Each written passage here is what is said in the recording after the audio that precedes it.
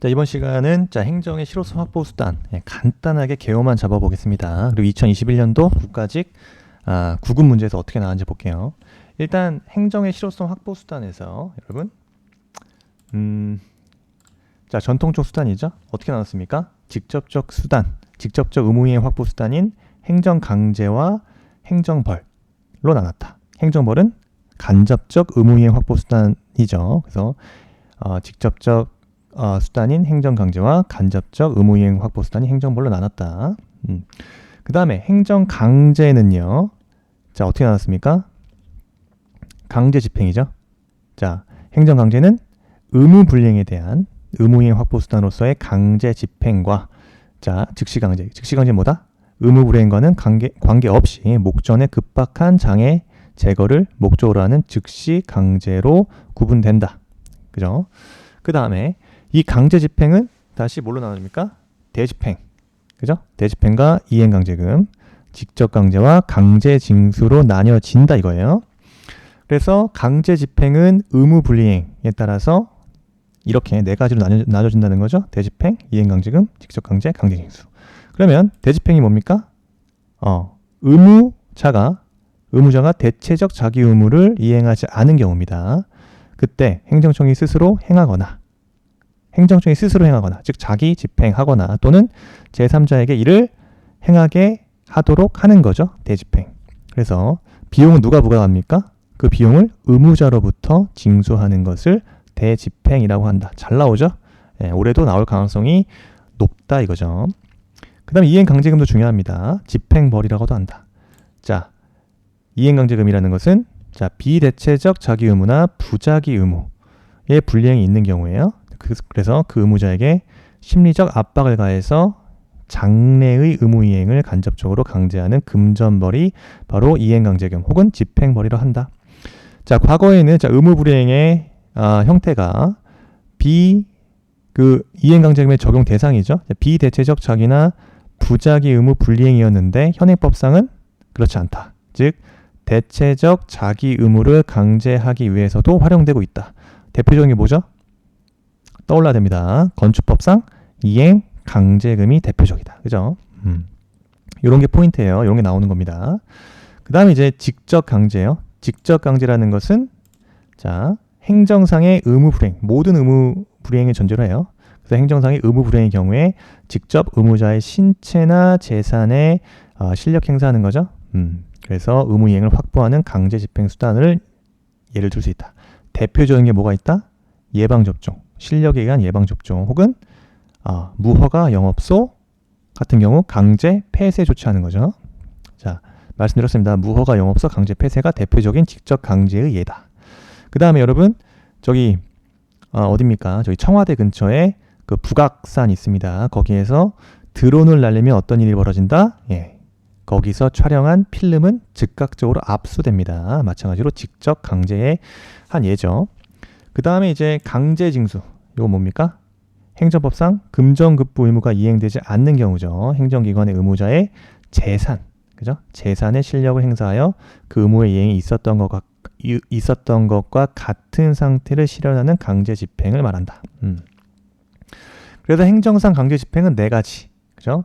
의무 불이행에 따라서 대집행, 이행강제금, 직접강제, 강제징수 있다. 그래서 그 예에 대해서도 여러분들 잘 확실하게 이해하시고 계셔야 됩니다. 그리고 이제 즉시강제란 뭐죠? 즉시강제란 것은 의무 불이행을 전제로 하지 않는다. 왜? 목전에 급박한 행정상 장애를 제거해야 할 필요성 있는 경우, 자, 미리 의무를 명할 시간적 여유가 없거나 혹은 그 성질상 미리 의무를 명하여서는 목적 달성이 곤란하다. 이럴 때 직접 국민의 신체나 재산의 실력 행사 해서 행정상 필요한 상태를 실현하는 작용을 말한다. 예외적 강제 수단입니다. 그 다음 행정조사는 영미법계라면 이건 대륙법계고요. 즉시강제에 대해서는 일반법 존재하지 않는다. 이 정도 알고 있어야겠죠. 그 다음에 행정조사. 여러분 행정조사란 것은 행정기관이 정책을 결정하거나 직무를 수행하는 데 필요한 정보나 자료를 수집하는 거죠. 수집하기 위해서 뭘 합니까? 현장조사 혹은 문서 열람, 시료 채취. 시로 채취, 샘플 수집하는 겁니다. 시로 채취 등을 하거나 조사 대상자에게 보고 요구, 자료 제출 요구 및 출석 진술 요구를 행하도록 하는 활동을 말한다. 이거는 즉시강제가 대륙법계 개념이라면 행정조사 같은 경우는 영미법상의 개념이다. 그래서 행정작용에 필요한 수집을 위한 준비적, 보조적 조사작용이라고 할 수 있습니다. 종래에는 이런 행정조사가 기본소에 나와 있듯이 자료 수집 활동을 행정상 즉시강제에도 포함시켰는데 오늘날에는 이 행정조사 기본법도 있죠. 행정조사 기본법도 있고 즉 즉시강제와 분리하여 고찰하고 있다. 그 다음에 행정벌은 뭐다? 행정법상의 의무 위반에 대하여 행정벌, 행정주체가 일반 통치권에 근거하여 과하는 제재다. 그래서 행정벌은 기본적으로 과거의 의무 위반에 대한 제재를 목적으로 하나 간접적으로는 의무자에게 심리적 압박을 가해서 의무 이행을 확보하는 것도 있다. 그래서 행정벌에는 행정형벌과 질서벌, 행정질서벌, 과태료, 질서위반 규제법이 있다. 이런 것들 여러분들 조문 숙지하고 있어야 되는 거예요. 그래서 작년 시험이 이렇게 나왔다 이거죠. 자, 행정의 실효성 확보 수단의 예에 대해서 9가지 구급 문제입니다. 법적 성질의 연결이 옳지 않은 것을 고르시오 라고 나왔어요. 자, 1번 대표적입니다. 건축법에 따른 이행강제금의 부과. 이거 대표적으로 집행벌이죠. 자, 이행강제금 자체가 집행벌이에요. 그래서 맞다. 맞는 지문이고요. 그래서 여러분 이행강제금에 있어서도 처벌을 하는 게 아닙니다. 실전법적으로도 이행강제금이라는 표현이 정착되어 있는 만큼 집행벌보다는 이행강제금이라는 용어를 쓰는 게 좋겠다라는 견해도 있다. 자, 2번 식품위생법에 따른 영업소 폐쇄 말씀드렸죠? 요게 직접 강제다. 맞는 지문이에요. 영업소 폐쇄, 식품위생법에 따른 무허가 영업소 폐쇄. 그래서 직접 강제하다는 거 맞습니다. 그래서 식품위생법에 따른 영업소 폐쇄 조치는 강제 집행 중 직접 강제에 해당한다.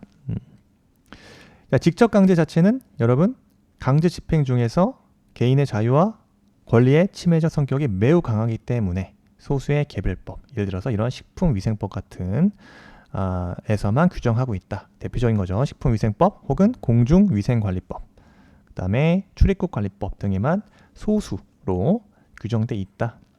그 다음에 3번이요. 공유재산 및 물품관리법에 따른 공유재산 원상복구 명령의 강제적 이행. 이걸 뭐로 봅니까? 즉시 강제 대상이 아니라 우리 판례는 뭐다? 행정 대집행의 방법으로 그 공유재산에 대한 시설물 철거할 수 있다라고 보죠. 그래서 이거는 즉시 강제 대상이 아니라 대집행의 대상이 되는 겁니다. 즉시 강제 대상이 아니라. 3번 질문 같은 이런 최신 판례죠. 2017년도 판례에서 나온 문제입니다. 요거 즉시 강제가 아니라 뭐다? 대집행 대상이다. 4번. 과태료 나오잖아요. 과태료는 당연히 행정벌 대상이겠죠? 행정벌 대상이다.